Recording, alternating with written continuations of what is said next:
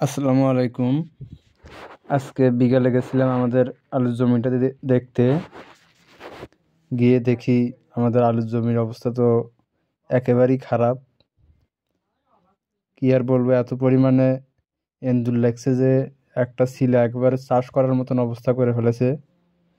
এমন কোনো শুলি নাই যে বাদ দেয়নি।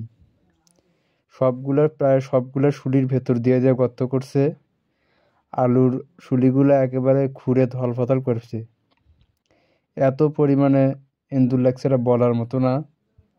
প্রায় 5 শতক জায়গার মতন হবে একেবারে শেষ। আপনারা অবস্থাটা দেখতেই পাচ্তেছেন। এগুলো হলো পাকড়ি আলু, যে কারণে এন্দুর খুব সহজেই এগুলো ক্ষতি করতে পারতেছে। যদি স্টিক আলু হলে হয় তাহলে এতটা ক্ষতি হতো না।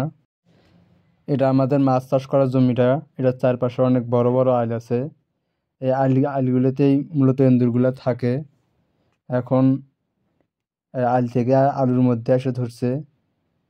এতটা যে ক্ষতি হবে আমরা আশাও করি নাই যে এন্দুর এভাবে আলুটার ক্ষতি করবে। তো আজকে গিয়ে দেখি যে আলুর অবস্থা একেবারেই খারাপ করে ফেলেছে। এমন কোনো শুলি বাদ দেয় নেই যে গর্ত করেনি। তো সবাই একটু দোয়া করবেন যাতে এন্দুরগুলো থেকে আল্লাহ মুক্তি দান করে আর আলুর ভালো ফলন দেয়। আজকে এ পর্যন্তই। খোদা হাফেজ।